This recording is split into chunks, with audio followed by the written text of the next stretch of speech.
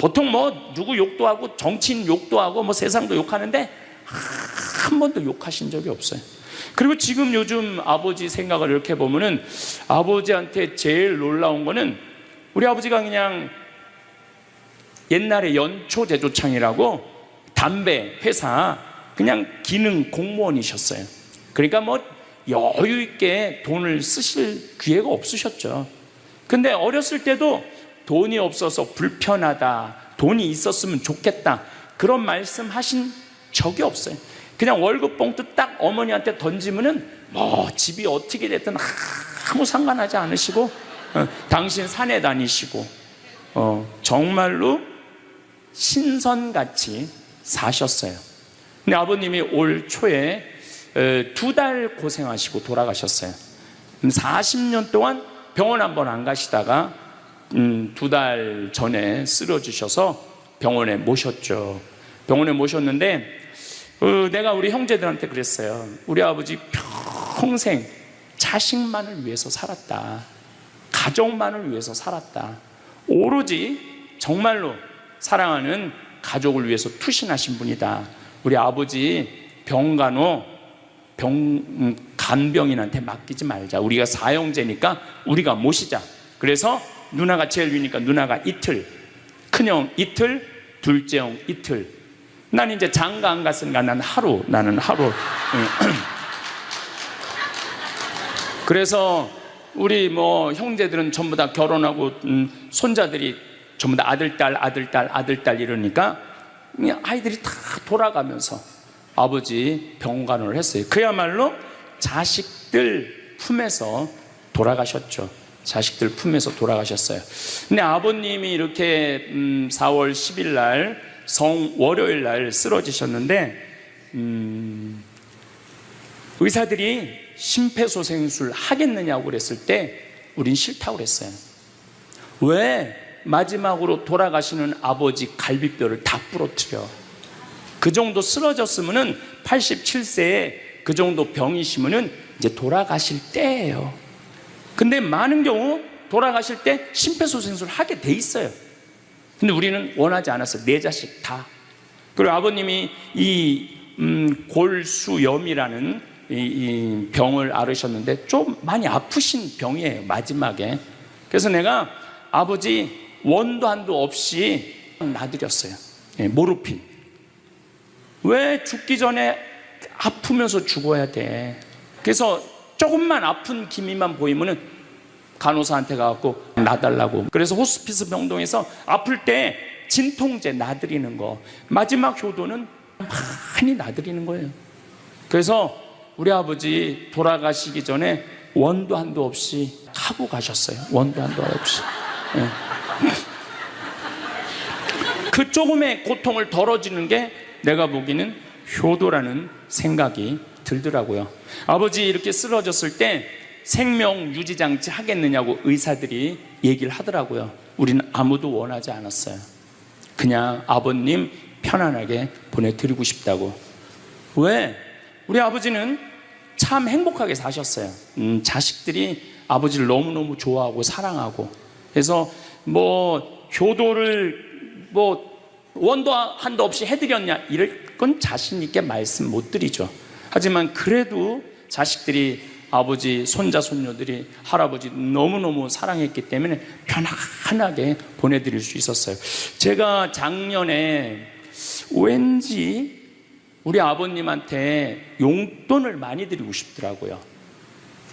평생 돈 한번 넉넉하게 써보시지 못한 아버지한테 용돈 많이 드려야 되겠다. 그래서 제가 작년에는 이제 외부 강의, 한 달에 한 번 하면 한 번, 2번 하면 2번.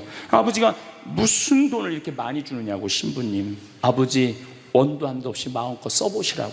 그래서 작년 한 해 내도 그전에는 조금씩 용돈 드리다 작년에는 그냥 막 이만큼씩 드렸어요. 아버지 원도 한도 없이 쓰시라고. 마음 안에 이런 마음이 있었어요. 한번 평생 마음껏 돈 한번 써보시지 못한 아버지 마음껏 돈 쓰시라고. 그랬다 뭐 1억을 드리거나 2억을 드린 게 아니야. 100만 원, 200만 원, 한 달에 300만 원 용돈 드린 거죠. 그러니까 아버님이 노인정에 그 노인 어르신들 밥 다 사고, 또 우리 자녀들이 그 23명인데 아버지한테 식사하러 가면은 아버지가 밥값을 다 냈대. 우리 누나가 항상 하는 얘기가 아버지 지갑에 항상 100만 원이 있었대요. 그래갖고 얼마나 기분이 좋아. 아버지 돌아가셨을 때 노인정에서 그랬대요. 물주 세상 떠나서 어떻게 하느냐고 그랬대. 물주 세상 떠나서 어떻게 했느냐고. 아버님이 1년 동안 원도 한도 없이 즐겁게 사시다가 세상 떠난 거예요. 저는 효도도 나중에 한다는 건 다 거짓말이야. 효도하려면 언제 해야 돼? 지금 해야 돼. 지금. 부모님한테 돌아가시고 난 다음에 땅을 치고 통곡하는 거 다 소용없어요. 그냥 내가 지금 할 수 있을 때 최선을 다해서 효도하는 게 크게 효도라는 생각이 들더라고요. 어쨌거나 아버님은 쓰러지신 날 당신 스스로 걸어서 화장실 가셨어요. 아침까지. 그리고 오후 1시에 쓰러지셨어요. 그래갖고 밤 10시 41분에 돌아가셨어요. 근데 제가 아버지한테 그랬어요. 아버지, 돌아가시려면은 오늘 돌아가셔야 된다고. 왜냐면 그날이 성월요일이었거든요. 성화요일 날 돌아가시면은 장례미사를 못해요. 왜냐하면 성목요일 날은 장례미사를 못하게 돼 있어요. 성금요일, 토요일 다 장례미사 못해요. 그리고 예수부활 대축일 장례미사 못해요. 그리고 그 다음 월요일 날 장례를 해야 되는 거야. 의사 선생님은 오늘 내일 돌아가실 것 같다고 그러는데 내가 그랬어. 돌아가시려면 오늘 돌아가시라고. 내일 돌아가시지 말고. 근데 딱 10시 41분에 돌아가셨어요. 그래서 성수요일 날 아버님 장례 미사를 하는데 우리 수원교구에 주교님 4분이 다 오셨어. 얼마나 그게 영광스러워요. 주교님이 4분이나 오셨으니까. 왜냐하면 성주관이니까 주교님들이 외국에 아무도 안 나가시고 교구청에 다 계셨던 거야. 얼마나 좋아요. 주교님 4분이 다 오셔서 미사를 봉헌해 주시니 얼마나 축복된 아버지예요. 또 신부님들이 많이 오셔갖고 그 성당에 수원 정작 꽃매 성당인데 꽤 그래도 큰 성당인데 신부님들이 꽉 차갖고 젊은 신부들이 지하에서 미사를 봉헌했다는 거예요. 그것처럼 축복이 어디 있어요. 그냥 하루라도 더 살라고 용 쓰다가 화요일 날 돌아가셨으면은 7일장 하는 거예요. 7일장.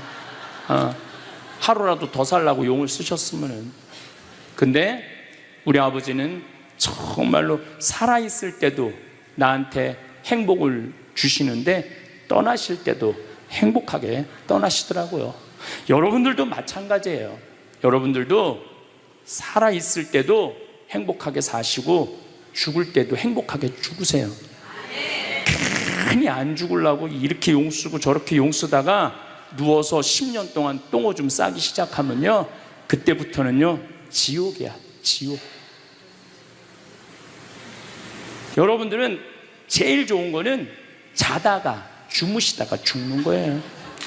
그런데 갑자기 돌아가시면 자식들이 너무 힘들으니까 그저 3개월 정도 앓으시다가 돌아가시면은 자식이 이별할 시간을 주는 거예요. 자식이 이별할 시간 주는데 3개월이 넘었으면 그때부터 우리 아버지 언제 죽나. 내가 며칠 전에 들은 얘기예요. 멀쩡한 집에 딸 둘이 무당한테 가갖고 그랬대요. 우리 엄마 언제 죽느냐고. 그래서 무당이 그랬대요. 엄마가 지금 아프냐고. 안 아픈데 너무 건강한데 우리를 너무 힘들게 해갖고 언제 죽는지 너무 궁금해서 와봤다고. 이게 부모 자식지간의 일이야. 부모 자식지간의 일이야. 그러니까 여러분들은 이제 자식한테 뭘 기대서 산다는 생각 꿈도 꾸지 말고, 죽을 때도 자식한테 효도받는다는 생각하지 말고 여러분들이 알아서 미리 써놓으세요. 저도 아버님을 보내드리면서 굉장히 슬펐죠. 하지만은 우리 아버지 너무너무 열심히 사셨고, 마지막에 우리 주교님들, 우리 사제들, 또 수많은 교우들이 기도 속에서 저는 아버지 하늘나라로 갔다고 생각을 해요.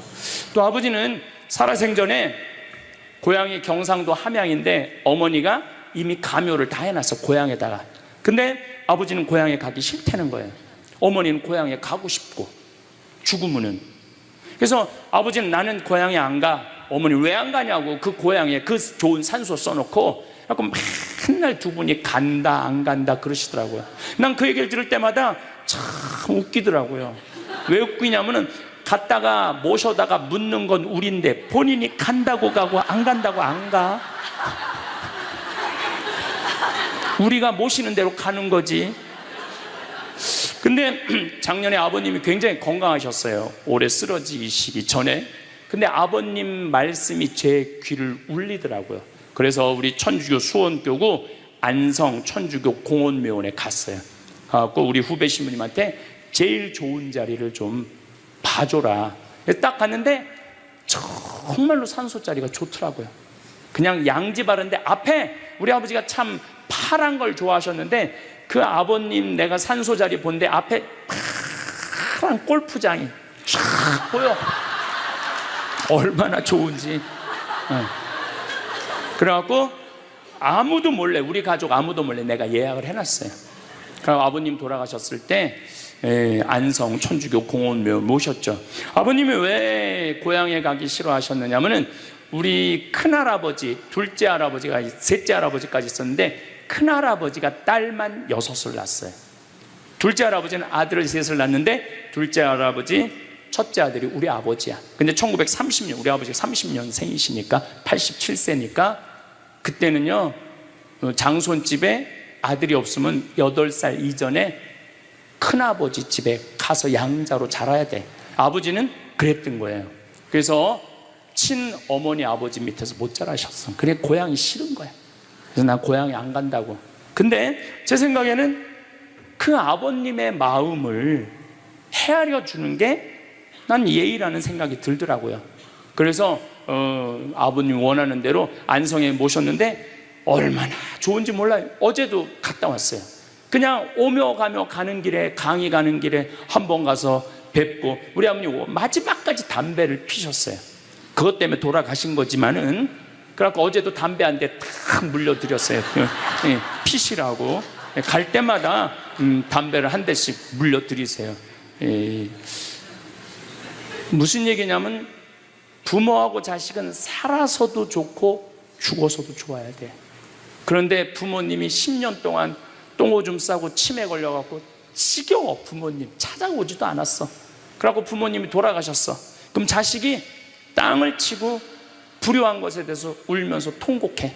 그리고 돌아가셨는데도 부모님 먼 데다 모셔놔갖고 1년에 한 번, 2년에 한 번 가고, 살아서도 안 좋고 죽어서도 안 좋은 거예요. 그러니까 여러분들은 살아서도 좋고 죽어서도 좋은 부모 자식 관계를 유지하려면 죽음에 대해서 생각을 많이 하셔야 돼. 죽음에 대해서. 근데 이제 아버님 돌아가셨는데 딱 화요일 하루 장례를 했는데 조문객들이 얼마나 많이 왔는지 밥을 7번을 했대요. 보통 장례 밥 1번 한대. 근데 밥을 7번 했대.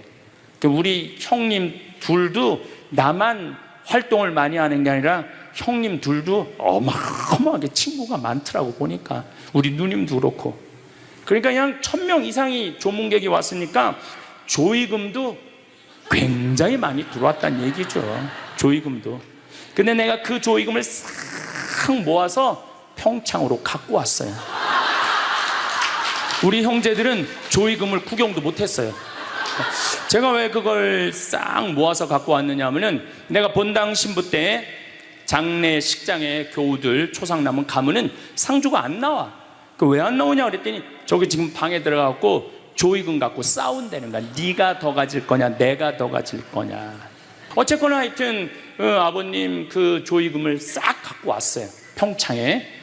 그래갖고 내가 우리 형제들한테 얘기했어요. 아버님 돌아가신 조의금은 어린아이를 위해서 쓸 거고, 어머님이 돌아가신 조의금은 노인분들을 위해서 쓸 거다. 그래서 이번에 잠비아에 어린이 고아원 짓는데 아버님 조의금 보냈어요. 또 빈센트 병원에서 이번에 20명을 수술을 해줬는데 그중에 2명 아버님 조의금으로 또 수술도 해주고, 아직도 많이 남아있어. 아직도. 이제는 여러분들 떠날 때 자식한테 주고 떠나지 마세요. 세상에 주고 떠나세요. 어떤 세상에? 어렵고 힘들고 고통받는 사람들한테 주고 떠나세요. 그리고 미국이나 유럽은 보통 할머니들이 다 나 조의금 어디다 보내라, 어느 수도원에 보내라, 어느 고아원에 보내라, 어느 장애시설에 보내라, 다 그런 데는 거예요. 대한민국 사람들만 죽을 때까지 이기적으로 죽는 거예요. 살아서도 이기적으로 살고 죽을 때도 이기적으로 죽는 거예요. 그래서 하여튼 우리 형제들은 조의금 구경도 못했어. 대신 내가 우리 형제들한테 보내준 선물이 있어요. 조의금 명단은 다 보내줬어. 타이프 쳐갖고. 갚아야 될 거 아니야. 갚아야 될 거 아니야. 그 엘리자베스 퀴를러 로스라는 호스피스, 유명한 시카고 대학의 호스피스 박사가 있어요. 이분은 2,500명 죽었다 살아난 사람들, 죽었다 살아난 사람들 여러분들 많은 거 아시죠? 왜 죽었다 살아난 사람들이 많아요? 심폐소생술 때문에. 의술이 좋아갖고 죽었다 다시 살아난 사람들 2,500명을 조사를 해봤어. 근데 죽었다 살아난 사람들의 경험, 하늘나라에 대한 경험을 얘기를 들어보니까 너무 평온하고 너무 행복하다는 거예요. 그리고 죽으면은 바로 몸에 빠져나가서 자기를 본대요. 자기를. 그래갖고 여러분들, 죽은 사람들 그 주위에서 이 친지들이 하는 말이 다 들린대. 그 몇 분 동안, 하늘나라 올라가기 전에 몇 분 동안은. 그러니까 절대 죽은 사람한테 그렇게 살더니 참 잘 죽었다 그런 소리 하면 안 된다는 거예요. 끝까지 좋은 소리를 해야 된다는 거예요. 사랑한다, 고맙다, 하느님 품으로 가라, 예수님, 마리아, 요셉한테 가라, 정말로 기도해 줄 테니까, 이렇게 말해야지. 그렇게 우리를 괴롭히더니 이렇게 죽는다고 정말로 지옥에 갈 사람이라고 이렇게 말하면은 다 영원히 듣는다는 거예요.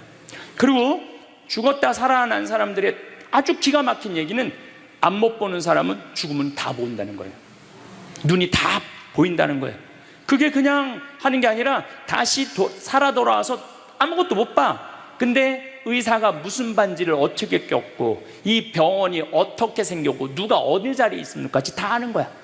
죽었다가 죽으면은 눈이 보이는 거야. 다리 없는 사람은 다리가, 자기 다리가 있다는 거예요. 듣지 못하는 사람은 듣고, 아픈 사람은 아픈 부위가 다 없어진다는 거야. 그러니까 여러분들 지금 살아있으면서 몸에 허리도, 아까 할아버지 한 분 안수해달라고 그래갖고 허리가 막 이렇게 구부러진 사람 죽으면 딱 펴진다는 얘기예요. 그러니까 완전히 사도 바오로의 말씀처럼 새로운 모습으로 변하는 거야. 죽으면 끝이 아니야. 하느님께로 가는 여행의 시작이에요. 그러니까 죽는 거를 막 그냥 밀어내시지 마세요.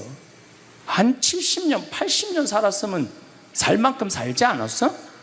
그렇죠? 뭐하러 200년을 살아? 뭐하러 300년을 살아? 또 200년, 300년 사는 것도 좋아요. 그런데 정말로 감동 속에서, 행복 속에서, 사랑 속에서 200년, 300년을 살면 좋지. 근데 여러분들 한 200살 되면 여러분들하고 놀아줄 사람이 몇 명이나 될 것 같아? 200살 단 사람하고. 그 외로움 속에서 사는 거예요. 그래서 자연의 순리를 따르고 사는 게 가장 좋은 거예요. 자연의 순리를. 그래서 사는 만큼 살다가 떠날 때 이제 누구한테 간다고 생각하면 돼? 하느님 아버지한테로 간다고 생각하면 돼. 그래서 죽는 게 결코 나쁜 게 아니에요. 되게 죽은 사람들의 경험을 들어보면은, 내가 이 퀴블러 로스라는 이분 책을 요즘 계속 읽고 있는데, 기가 막힌 거는 딸이 죽었어. 근데 다시 살아났어. 근데 이 딸이 아빠 엄마한테 얘기하는 거, 엄마 아빠 내가 죽었는데 오빠가 나를 너무 행복하게 기다리고 있어. 그래서 그 오빠랑 놀았는데 너무너무 행복했어. 근데 이 엄마 아빠는 너무너무 놀란 거예요. 왜 놀랐느냐 하면은, 이 아이가 태어나기 전에 오빠가 죽어갖고 단 한 번도 오빠 얘기를 한 적이 없거든. 근데 죽어서 그 오빠가 기다리고 있는 거예요. 그러니까 이 기가 막힌 노릇 아니에요. 또 이런 경우도 있었다고 그래요. 어떤 경우가 있었느냐면은 교통사고 났어. 여동생, 오빠, 아빠가 했는데 오빠하고 아빠는 죽은 거야. 그 이 여동생은 다 기절한 상태에서 죽었는지 안 죽었는지 확인할 길이 없잖아요. 근데 다시 죽었다고 생각하고 병원에 가서 살아났어. 근데 이 여동생이 엄마 너무 슬퍼하지 마. 하늘나라에서 오빠하고 아빠가 날 기다리고 있어. 너무 행복해.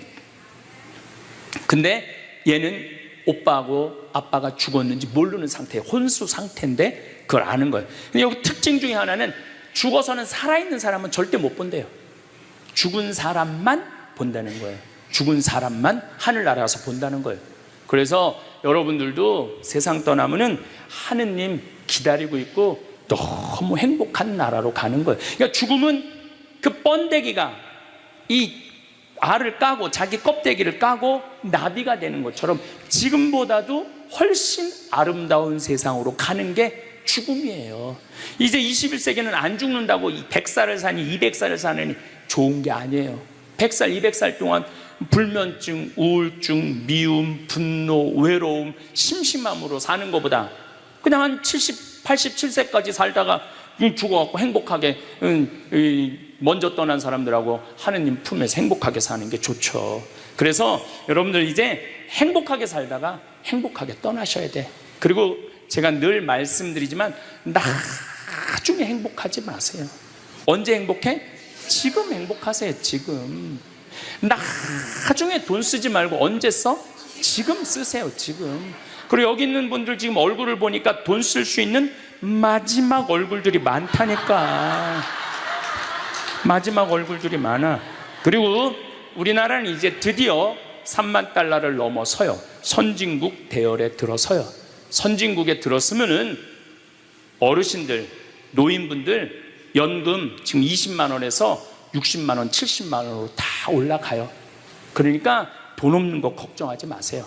여러분들이 엉뚱한 사기에만 안 당하면은 먹고 사는데 아무 지장 없어.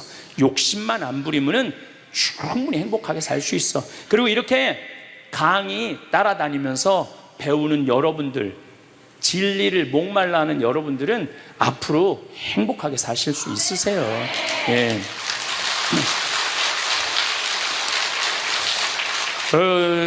인생의 주인공은 나야. 내 자식이 아니고 내 남편이 아니고 내 아내가 아니야.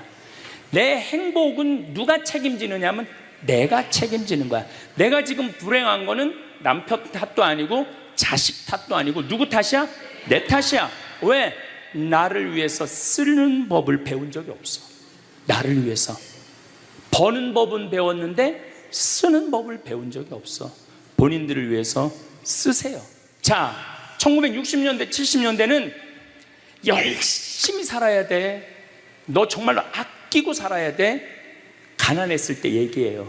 이제 3만 달러가 넘었을 때는 이제는 재밌게 살고 행복하게 살고 의미 있게 살고 나누고 살아야 돼. 언어가 이제는 바뀌어야 돼. 여러분들, 저는 우리 지금 대한민국이 이 변화, 제가 변화의 도전이라는 주제로 강의를 하지만 이 변화되는 세상에 생각을 바꿔야 돼요. 이제 지금 기업의 0.3%가 우리나라 총이익의 50%를 갖고 있대요. 그러면 그 0.3% 되는 대기업가들이 다 가난한 사람을 위해서, 나라를 위해서 세금을 내놔야 돼요. 이 시대는 이제 로봇가 자리 다 뺏어가고 사이버 인간이 다 뺏어가고 우리는 어떻게 살아, 인간은? 그래서 이 정치가 중요한 거예요. 21세기는.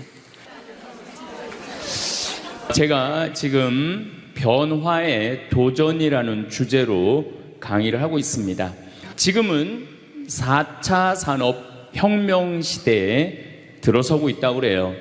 4차 산업이라는 건 뭐냐면은 인공지능, 로봇, DNA 조작, 이런 이 완전히 새로운 세상이 펼쳐지고 있죠.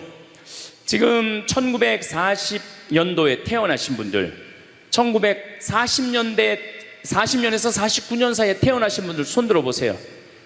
이분들이 제일 복잡한 세상 속에서 살아가는 거예요.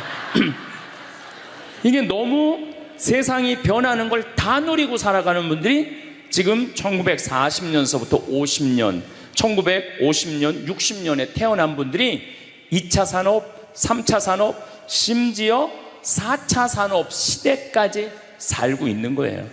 1941년에 이제 내일 모레겠네요. 12월 8일 날 일본이 진주만을 습격을 해요. 그거를 여러분들은 무슨 전쟁으로 들었느냐면 대동아 전쟁으로 들었어요. 그거는 일본 입장이고, 일본이 대동아 전쟁이지 우리는 아무 상관없어요. 근데 우리는 대동아 전쟁에 내가 그때 고생했다고 그러는데 그건 일본의 속국의 입장이야. 그러니까 그 대동아 전쟁이란 말 우리 쓰지 말아야 돼. 태평양 전쟁이겠지. 미국하고 일본하고 한 전쟁. 그 태평양 전쟁 속에서 태어나갖고 고생이란 고생은 다 한 분들이 지금 70대예요. 그 전쟁 끝나고 좀 나은 줄 알았더니 6.25가 또 터졌네. 그래갖고 또 피난 가고 또 일사후퇴 겪으면서 고통 겪고, 전쟁 끝나고 난 다음에는 우리나라가 아프리카에 있는 웬만한 나라들보다 못 살았어요. 아프리카에 있는 웬만한 나라보다 못 살았어. 전쟁 끝나고 난 다음에 정말로 허리띠 졸라 매가면서 잘 살아보자고, 우리도 한번 잘 살아보자고. 그래갖고 너무 가난한 나라에서 올해 우리가 3만 달러를 넘었을 거라고 그래요. 3만 달러를 넘었으면은 드디어 선진국에 들어서는 거예요. 가장 가난한 나라에서 선진국까지 변화를 여러분들은 경험하고 계신 거예요.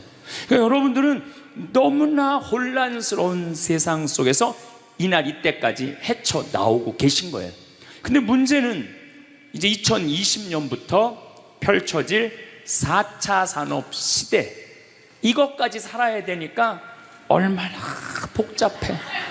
이것까지 살아야 되니까 그냥 중간에 살다가 죽으면은 이 꼴 저 꼴 안 보고 그냥 좋은데, 아니 안 죽으면서 지금 70대 후반 되신 분들 앞으로 보통 20년 정도 더 사실 거예요.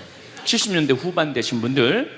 근데 60대 되신 분들은 120살까지 거의 살 거예요. 지금 60대 되신 분들은. 그리고 재수 없는 60대들은 200살까지 살 거예요. 200살까지. 재수 없는 60대들은. 그 이야기를 제가 오늘 하려고 그러는 거예요. 자, 제가 한 10년 전에 평화방송에 이런 강의를 했었어요. 아마 또 평화방송에서 계속 틀어주니까 그 내용이 나올 거예요. 10년 전에 한 얘기예요. 앞으로 2020년이 되기 시작하면은 인간은 세 종류로 나눠질 것이다. DNA 조작 인간. 이제 DNA를 조작할 수가 있어요. 우리가 눈을 밝게 할 수도 있고, 귀를 잘 들리게 할 수도 있고, 근육이 완전히 이 아놀드 슈왈거네처럼 근육이 막 이렇게 튀어나오게 할 수도 있어요. 운동 안 해도 DNA 조작 인간.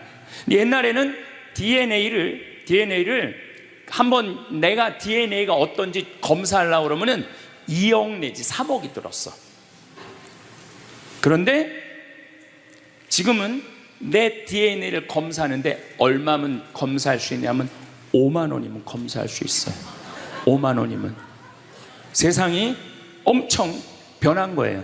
그래서 이제는 지금 태어나는 아이들은 이제 아파서 병원 가는 일은 거의 없을 거예요. 미리 병원에서 전화를 해요. 너 요때쯤 심장마비가 올 DNA가 있다. 와서 고쳐라. 그럼 DNA 조작만 하면 심장마비가 넘어가는 거예요. 그러니까 안젤리나 졸리라는 미국의 영화 배우가 있어요. 2010년에 유방을 잘랐어요. 왜냐하면 DNA 검사를 해보니까 언니도 그렇고 엄마도 그렇고 본인도 걸릴 확률이 있는 거예요. 그러니까 미리 병을 예방을 하는 시대가 오는 거예요.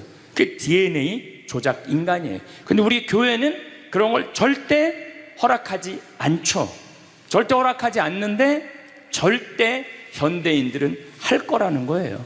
그 다음에 두 번째 인간은 어떤 인간이냐면 사이버 인간, 기계 인간이에요. 인공지능 로봇 인간.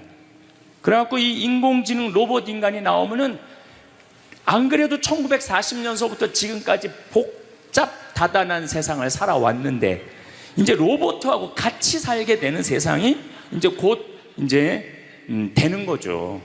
그리고 이제 세 번째 인간은 오리지널 인간. 여러분들, 저나 여러분들. 근데 누가 제일 떨어지느냐? 오리지널 인간이 제일 떨어질 거예요. 그래서 앞으로는 이제 어떤 세상이 제일 걱정되는 게 뭐냐면은 로봇가 공장에서 일하는 거예요. 로봇가 공장에서 일을 하게 되면은 많은 노동자들은 일자리를 잃어버려요. 현재 몇 명 정도 일자리를 잃어버릴 걸로 예상을 하느냐면 8억 명 정도가 일자리를 잃어버린대. 8억 명. 그러니까 노동자의 4명 중에 1명은 일자리를 잃어버리는 거. 이거 보통 심각한 문제가 아니에요. 그래서 이제 웬만한 사람들은 공장에서 일할 수가 없어. 누가 다 일을 해? 로봇가 다 하니까. 그리고 요즘 그 조그만 회사 사장들 말을 들어보면은 요즘 뭐 노동자들 옛날에는 죽으라고 일했는데 아침에 잠깐 나가서 커피 마신다고 와서 커피 한 잔 마시고 또 잠깐 나가서 좀 일하는 척하고 들어와서 밥 먹는다고 그러고 또 조금 나가서 뭐 그러니까 돈 주고 일을 시킬 수가 없다는 거예요. 그러니까 만약에 로봇가 일을 하면은 사람을 시키겠느냐? 로봇을 시키겠느냐? 당연히 로봇을 시키는 거죠. 그러니까 점점 사람이 일자리를 빼앗길 것이라는 거예요. 로봇을 쓰는 사장들은 돈을 어마어마하게 벌고 그런 자본이라든지 그런 능력이 없는 사람들은 무지무지하게 가난하게 사는 거예요. 이제 앞으로 여러분들이 5년 후, 10년 후에 볼 세상이 그렇다는 거예요. 그래서 요즘 세계적으로는 어떤 정치적인 시도를 하느냐면은 그럼 일자리 없는 사람들은 먹고 살아야 될 거 아니야. 사람인데. 그래서 로봇한테 세금을 매기는 거예요. 그래갖고 로봇가 만약에 일을 하면은 저 로봇한테 100만 원 세금을 매기는 거야. 그 로봇한테. 그래갖고 그 100만 원을 누구한테 줘? 일 못하는 사람한테 주는 거예요. 그게 기초생활 수급이라는 거예요. 기초생활 수급. 그러니까 기초생활 수급을 이제는 뭐 10만 명, 100만 명이 받는 게 아니라 8억 명, 10억 명이 받는 세상. 그러니까 이제 앞으로 미래에 펼쳐질 세상은 지금 생각하는 거라고 너무 다른 세상이 되는 거예요. 두 번째는 어떤 세상이 오느냐면 로봇하고 공존하는 세상. 벌써 초등학교는 선생님이 공부를 가르치지 않고 로봇가 학생들한테 공부를 가르치는 학교가 나왔어요. 로봇가 애들한테 수학을 가르치고 영어를 가르치는 거예요. 발음도 훨씬 좋고. 그리고 이 로봇의 장점은 뭐냐면은 차별하지 않아. 로봇은 얘가 뭐 부잣집 아들이든지 얘가 공부를 못하든지 잘하든지 차별하지 않는 거예요. 그리고 웬만한 선생님보다 훨씬 잘 가르친다는 거예요. 그러니까 이제는 로봇가 교사가 되는 그런 시대가 온 거예요. 또 이제는 앞으로는 무슨 세상이 될 거냐면 어린아이들 돌보는 보모가 누가 돌보느냐면 로봇가 돌보는 거예요. 나 동화책 읽어줘. 그럼 엄마는 나 바빠 짜증나. 아이 너 잠이나 자. 이런데 보모 로봇은 나 동화책 읽어주면 아주 부드러운 소리로 짜증 한번 안 부리고. 그러니까 애가 엄마를 좋아하는 것보다는 누구를 더 좋아해? 로봇 보모를 더 좋아하는 거야. 나 엄마 필요 없다고. 이거 정말 우스갯소리가 아니라요 진짜 벌어질 일이에요. 또 이제 로봇은 아내가 중풍이 걸렸어. 그래서 움직이질 못해. 그럼 누가 병간호를 운동을 도와주느냐 하면 로봇가 도와줘요. 근데 이 로봇은 완전히 제가 지난번 강의 때도 얘기했지만은 록시라고 5가지를 고를 수 있다고 그래요. 피부색, 키, 성격 이런 걸 고를 수가 있대. 그러니까 까칠한 여자, 부드러운 여자. 뭐 내가 까칠한 여자 좋아하면 성격 까칠한 로봇을 고르면 되는 거야. 근데 문제는 아내가 아파. 남편은 나가서 돈 벌어야 돼. 그래서 로봇을 하나 도우미 로봇을 했어. 근데 이 로봇은 아내를 너무 따뜻하게 해주는 거야. 그러니까 아내는 자꾸 남편한테 실망하는 거야. 자기 힘들다고 들어가서 자고. 근데 로봇은 나 좀 주물러 달라 그러면 언제든지 와서 주물러 주잖아요. 그러니까 남편한테 당신 나 필요 없다고, 나 이혼하고 싶다고. 그러니까 로봇하고 사람하고 혼동하는 세상이 오는 거예요. 로봇하고 사람하고. 그리고 더욱 2040년이 되면은 이 로봇가 감정까지 느껴. 사랑까지 할 수 있다는 거예요. 사랑까지. 아내 역할을 다 할 수 있는 세상이 온다는 거예요. 저 신부님 너무 앞서 나가는 거 아니야. 앞서 나가는 거 아니에요. 지금 미래 과학자들은 다 그런 세상이 온다고. 근데 이게 먼 미래가 아니라 바로 코앞에 와 있다는 거예요. 바로 코앞에 와 있다는 거예요. 3D 프린터기로 콩팥 만들 수 있어요. 간 만들 수 있어요.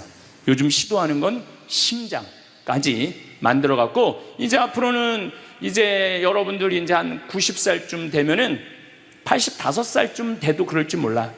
생일날 아버지 이번 생일에 아버지 간 좀 갈아드릴게요. 그래갖고 간 갈아주고, 내년에는 심장 갈아드릴게요. 심장 갈아주고.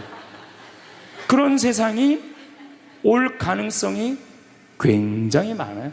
그럴 세상이. 참 이게 오래 사는 게 2045년까지만 살면은 안 죽는다는 거예요. 2045년. 그러니까 내가 80살까지만 나도 살면 어떻게든지 버티면은 안 죽을 수 있다는 거. 80살까지만. 앞으로 펼쳐질 세상에 가장 걱정스러운 게 뭐냐면은 수명 연장이에요. 수명 연장. 여기 계신 분들 중에 아까도 말씀드렸지만은 100살, 120살, 정말로 재수 없으면은 200살까지 살 수 있는 분들이 많습니다. 실질적으로 많아요. 근데 여러분들 오래 사는 거 좋을까요? 내가 많은 분들이 오래 살기를 원해요. 안 죽는 걸 원해요.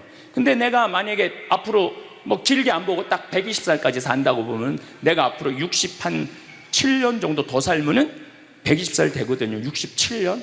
근데 내가 앞으로 67년 동안 사는 동안 불면증이 있어. 매일 밤마다 잠이 안 와. 67년 동안. 그 여러분들 좋을 것 같아요? 내가 정말로 마음 안에 미움이 너무너무 꽉 차 있어. 67년 동안 계속 미움 속에서 살아. 분노가 꽉 있어. 67년 동안 분노 속에서 항상 좌절감을 맛보고 있어. 우울하고 있어. 내가 우울해. 또 좋으래. 어떨 땐 좋을 땐 너무 좋고 싫을 땐 너무 싫고, 그렇게 막 up and down 그러면서 앞으로 50년 60년 사는 거 좋아요? 그렇게 성숙함이 없이 살 거면 그냥 지금 죽는 게 나아. 지금 죽는 게 나아요. 내가 앞으로 60년 동안 살면서 매일매일 감동하고 매일매일 행복하고 매일매일 감사하고 매일매일 사랑한다면은 앞으로 60년 사는 거 괜찮겠죠. 그런데 60년 내내 잠도 못 자고 미움 속에서, 자식들 원망 속에서, 외로움 속에서, 배신 속에서, 불행 속에서 오래 사는 거 좋아요? 적당한 나이에 죽는 거 내가 보기엔 그 축복이에요. 그래서 여러분들은 이제 나는 이 복잡한 세상 속에서 사는 것도 중요하지만 어떻게 죽을 거냐, 이 시나리오를 잘 준비해야 돼요. 난 어떻게 죽을 거냐. 나는 생일날 애가 심장 갈아준다면 나 그거 필요 없다. 내 생일 선물로 그 심장 필요 없다. 그냥 나는 하느님이 주신 생명, 그 수명 그대로 살다가 그냥 행복하게 떠날 거다. 그런 마음이 중요해요. 근데 우리가 성숙하지 못하면은 그냥 무조건 안 죽으려고만 용을 쓰는 거예요. 또 하늘나라에 대한 희망이 없는 사람들이 안 죽으려고 그러는 거예요. 아니 지금 있는 것보다 하늘나라 올라가면 훨씬 행복하면은 안 죽을 이유가 뭐 있어? 그냥 죽으면 되지. 그냥 사는 날까지 즐겁게 살다가 죽는 날 즐겁게 죽으면 되는 거예요. 이 훈련이 꼭 필요해요. 여러분들 이게 뭐 요즘 알고리즘 그러는데 그건 다 제쳐두고 내가 인생의 설계가 필요해. 나는 몇 살까지 살다가 더 이상 치료받지 않고 암이 걸리면은 안 갈고, 그냥 안 갈고, 간 안 갈고, 신장 안 갈고, 췌장 안 갈고 그냥 하느님 품으로 간다는 생각이 아주 중요하다는 거예요. 많은 사람들이 오래 사는 것을 바랍니다. 건강하게, 활기차게, 가능한 한 긴 시간을 누리고 싶어 합니다. 그것은 지극히 자연스러운 바람입니다. 하지만 정작 중요한 질문은 따로 있습니다. 얼마나 오래 사느냐가 아니라 어떻게 사느냐입니다. 아침에 눈을 뜨고 하루를 보내고 밤이 되어 잠자리에 듭니다. 그 반복되는 일상 속에서 우리는 진짜 살아있는 걸까요? 아니면 그저 시간이 지나가는 것을 지켜보고만 있는 걸까요? 삶의 길이가 중요한 게 아니라 삶의 방향과 질이 중요하다는 말 많이 들어보셨을 겁니다. 하지만 막상 일상으로 돌아오면 우리는 다시 습관적인 패턴 속으로 빠져듭니다. 불편한 관계를 그대로 유지하고 하기 싫은 일에 에너지를 쏟고 자신에게 필요한 것은 미루면서 말입니다. 그러다 문득 거울을 보거나 조용한 밤에 혼자 있을 때 이런 생각이 듭니다. 나는 지금 잘 살고 있는 걸까? 이대로 괜찮은 걸까? 오래 산다고 해서 행복한 것은 아닙니다. 시간은 중립적입니다. 시간 자체는 우리에게 기쁨도 슬픔도 주지 않습니다. 중요한 것은 그 시간을 무엇으로 채우느냐입니다. 건강하게 오래 살아도 마음이 불안하고 초조하다면, 주변 사람들과의 관계가 껄끄럽고 불편하다면, 자신을 돌보지 못하고 늘 남의 눈치만 보며 산다면 그 긴 시간이 과연 축복일까요? 오히려 고통스러운 짐이 될 수도 있습니다. 많은 사람들이 삶의 방향을 잃은 채 살아갑니다. 특별히 잘못된 일을 하는 것도 아니고 누군가에게 해를 끼치는 것도 아닙니다. 그저 하루하루를 무난하게 평범하게 살아갑니다. 하지만 그 속에서 무언가 중요한 것이 사라지고 있음을 느낍니다. 관계는 있지만 진심이 통하는 대화는 없고, 바쁘게 움직이지만 의미 있는 시간은 없고, 살아는 있지만 살아있다는 느낌이 없습니다. 이런 상태가 오래 지속되면 사람은 서서히 지쳐갑니다. 몸은 멀쩡한데 마음이 무너지고, 겉으로는 괜찮은 척하지만 속으로는 공허함을 느낍니다. 문제는 이런 상태가 어느 날 갑자기 찾아오는 게 아니라는 점입니다. 아주 천천히 조금씩 눈치채지 못하는 사이에 우리 안으로 스며듭니다. 어제와 오늘이 크게 다르지 않고 오늘과 내일도 비슷할 거라 생각하며 살다 보면 어느새 삶의 중심을 잃어버립니다. 무엇이 나를 행복하게 하는지, 무엇이 나에게 진짜 중요한지, 나는 어떤 사람이고 싶은지, 그런 질문들을 하지 않게 됩니다. 그냥 흘러가는 대로 살아갑니다. 그렇게 시간은 흐르고 어느 날 문득 뒤돌아보면 허전함만 남습니다. 그렇다면 어떻게 살아야 할까요? 무엇이 삶을 의미 있게 만들까요? 거창한 성취나 특별한 경험이 필요한 것은 아닙니다. 오히려 일상 속 작은 것들이 삶의 질을 결정합니다. 그 중에서도 가장 중요한 것은 관계입니다. 우리는 혼자 살 수 없습니다. 사람은 사람 속에서 살아갑니다. 하지만 모든 관계가 다 좋은 것은 아닙니다. 어떤 관계는 우리에게 힘을 주지만 어떤 관계는 우리를 지치게 합니다. 좋은 관계란 무엇일까요? 자주 만나는 것도 오랜 시간을 함께하는 것도 아닙니다. 함께 있을 때 편안하고 서로의 존재가 부담이 아니라 위안이 되는 관계입니다. 굳이 말하지 않아도 이해받는 느낌, 있는 그대로의 나를 받아들여주는 사람, 그런 관계가 우리를 살게 합니다. 반대로 늘 긴장하게 만드는 관계, 자꾸만 비교하게 되는 관계, 만나고 나면 오히려 기운이 빠지는 관계라면 그것은 우리에게 독이 됩니다. 관계에서 중요한 것은 거리입니다. 너무 가까우면 숨이 막히고 너무 멀면 외롭습니다. 적당한 거리를 유지하는 것, 그것이 관계를 오래 지속하는 비결입니다. 모든 사람과 친하게 지낼 필요도 없고 모든 관계를 지켜야 하는 것도 아닙니다. 나에게 좋은 영향을 주는 사람, 함께 있으면 마음이 편한 사람, 그런 사람들과의 관계에 집중하는 것이 현명합니다. 나머지는 조용히 거리를 두어도 괜찮습니다. 그것이 나쁜 것이 아닙니다. 오히려 나를 지키는 일입니다. 두 번째로 중요한 것은 자기 돌봄입니다. 이 말이 낯설게 느껴질 수도 있습니다. 하지만 생각해보면 우리는 스스로를 너무 소홀히 대합니다. 몸이 보내는 신호를 무시하고 마음의 소리를 외면하고 진짜 하고 싶은 일을 계속 미룹니다. 다른 사람을 위해서는 시간과 에너지를 쓰면서 정작 자신을 위해서는 아무것도 하지 않습니다. 자기 돌봄이란 특별한 것이 아닙니다. 내 몸이 무엇을 원하는지 들어주는 것입니다. 피곤하면 쉬고, 배고프면 먹고, 아프면 쉬는 것입니다. 너무 당연한 것 같지만 실제로는 잘 지켜지지 않습니다. 피곤해도 억지로 버티고 몸이 보내는 경고 신호를 무시하고 쉬어야 할 때 쉬지 못합니다. 그러다 결국 크게 아프고 나서야 후회합니다. 마음을 돌보는 것도 마찬가지입니다. 마음에도 영양이 필요합니다. 좋아하는 일을 하고 즐거운 시간을 보내고 의미 있는 활동에 참여하는 것. 그것이 마음의 영양입니다. 하지만 많은 사람들이 이런 시간을 사치라고 생각합니다. 해야 할 일을 다 하고 나서 남는 시간이 있으면 하는 것이라고 생각합니다. 하지만 그런 시간은 절대 오지 않습니다. 의도적으로 만들지 않으면 영원히 생기지 않습니다. 무언가를 즐기는 것, 좋아하는 것을 하는 것은 선택이 아니라 필수입니다. 그것이 삶을 지탱하는 힘입니다.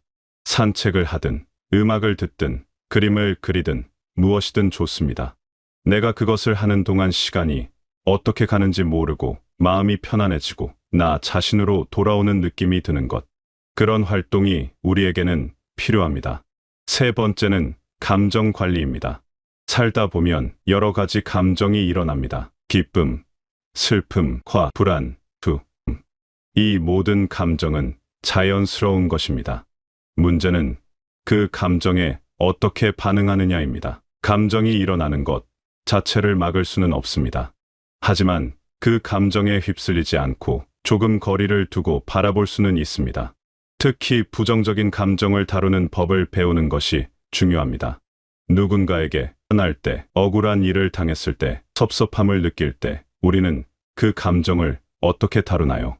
꾹꾹 눌러 참거나 폭발시키거나 둘 중 하나인 경우가 많습니다. 하지만 둘 다 좋은 방법은 아닙니다. 참기만 하면 마음에 응어리가 생기고 폭발시키면 관계가 망가집니다. 더 좋은 방법은 감정을 있는 그대로 인정하는 것입니다. 지금 내가 화가 났구나, 섭섭하구나, 불안하구나 하고 알아차리는 것입니다.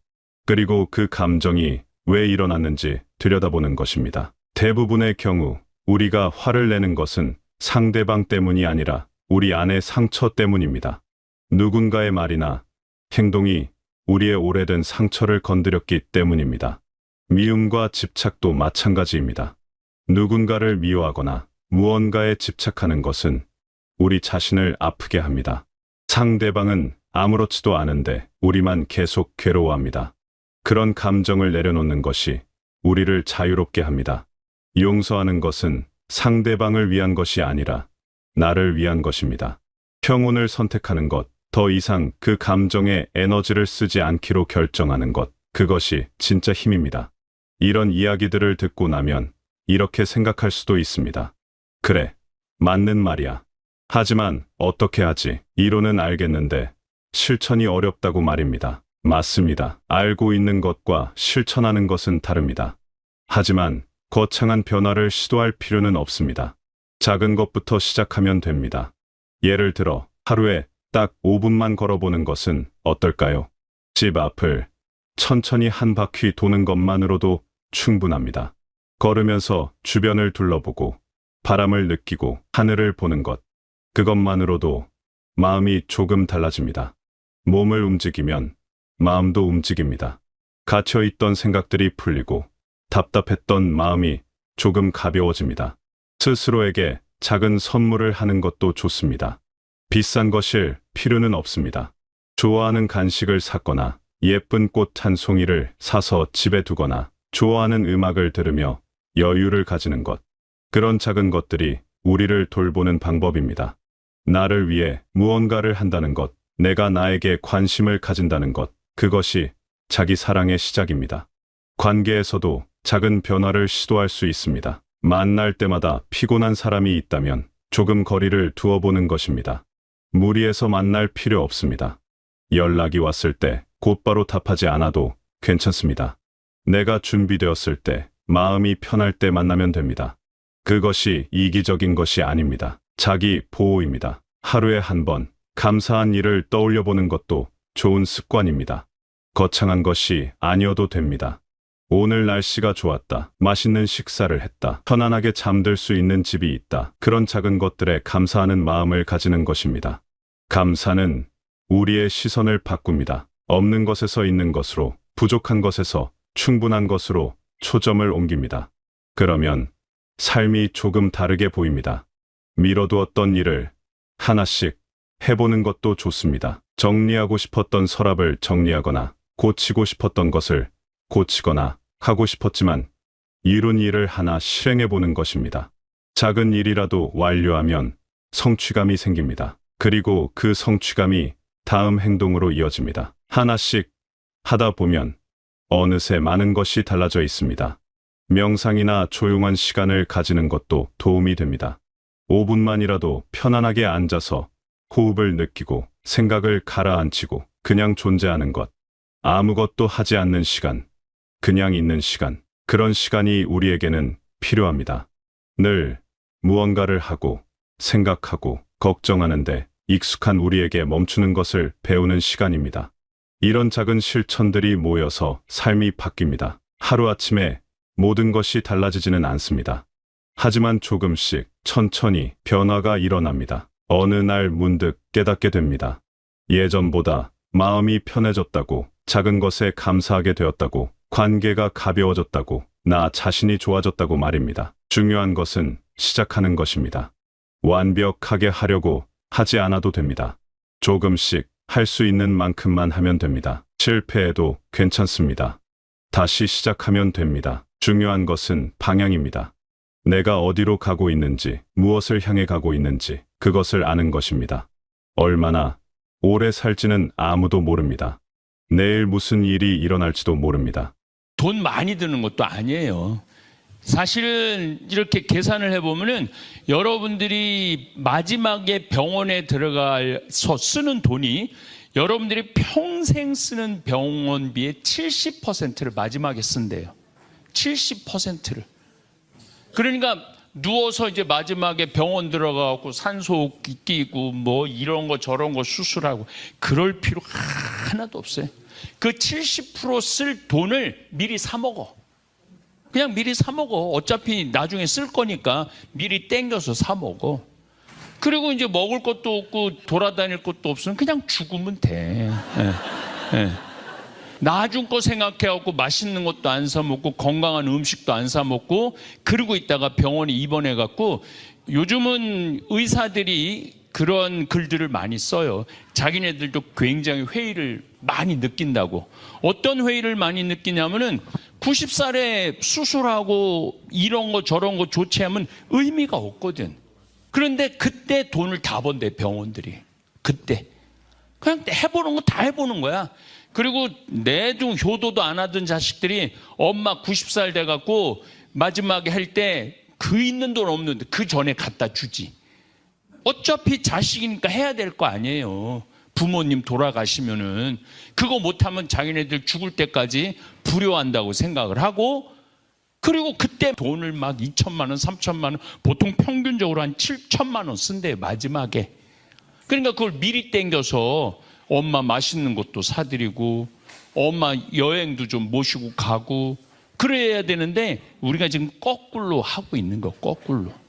그러니까 여러분들 정말 건강하게 살 수 있어요. 이게 사람이 회복력이 대단합니다. 우리 어머니가 7번 넘어지셨어요. 골반뼈도 부러지고 뭐 얼마 전에 또 넘어져서 30반을 꼬매고 92살이시거든요. 근데 어제 잠깐 시간 나서 찾아뵙는데 멀쩡해요. 아주 멀쩡해. 안 죽어. 한 번은 한 2달 전인가 혈압이 떨어져 갖고 뭐 40까지 거의 혼수 상태까지, 그래서 응급실 들어가고 난리를 쳤는데, 제가 미국 갔다가 와서 그랬다 그래 갖고 집에 잠깐 들렀는데 곧 돌아가실 것 같더라고요. 곧. 그게 마음이 막 이상하더라고요. 그런데 어제 보니까 또 아들 온다고 싹 염색하고 얼마나 깨끗하게 목욕 싹 하고, 아들이 목욕까지 다 시켜줬어, 둘째 아들이. 그리고 앉아있는데 살이 포동포동 올랐더라고요. 그래서 어떻게 이렇게 좋아졌냐 그러니까, 그때는 먹는 게 싫어갖고 귀찮아갖고 안 먹었는데, 그렇게 한번 병원 갔다 오고 난 다음부터 밥을 한 그릇씩 먹는데 완전히 회복이 되셔갖고, 제가 너무 좋아갖고 어머니 금요일 날 나하고 공원 산책까지 하니까 박수치고 좋아하더라고요. 그러니까 죽기 전까지는 절대 안 죽어요. 그러니까 미리 죽지 말라고. 미리 죽지 말고 사는 날까지 즐겁고 움직일 수 있을 때까지 움직이고 운동할 수 있을 때까지 운동하다가, 그러니까 제가 늘 드리는 말씀이잖아요. 돌아다니다가 몸을 끌고라도 돌아다닐 때까지 돌아다녀. 그래서 죽을 때 어떻게 죽느냐면 지쳐서 죽어. 그냥 너무 돌아다녀갖고 피곤해갖고 그냥 지쳐서 죽는 게 제일 좋은 거예요. 근데 딱 누워있어. 치매가 지금 몇 명이 걸렸느냐면 80만 명이 걸려 있어요. 80만 명이. 그러니까 65세 이상 치매가 80만 명이야. 그러니까 8명 중에 1명이 치매 걸려 있는 거예요. 이 치매 걸리면은요, 암 걸려서 죽는 것보다 치매 걸려서 죽는 게 더 비참한 거예요. 이건 사는 것도 아니야. 자식인지 엄마인지 뭐 딸인지 손자인지 손녀인지도 모르고, 내가 아주 가까이 지내는 분이 지금 89살인데 치매 걸렸어요. 아들이 효자 중에 상효자예요. 그런데 10만 원을 딸이 용돈이라고 줬는데 그 10만 원을 없었나 봐. 그러니까 나이를 먹으면 돈을 어디다 놨는지 몰라요. 없으니까 아들이 훔쳐갔다고. 그렇게 아들 하면은 그냥 떠받들고 살다가 치매 딱 걸리니까 아들이 10만 원 뺏어갔다고. 일주일 내내 10만 원 내놓으라고. 내 돈 10만 원. 네가 훔쳐갔다고. 하루는 집에서 아들 방에서 째려보고 있다가, 내가 모를 줄 알아? 내가 다 알아. 네가 갖고 온 거 알아. 10만 원 내놔. 그래서 한 2시간 째려보고 있다가, 근데 요즘은 또 8천 원을 또 아들이 훔쳐갔다고.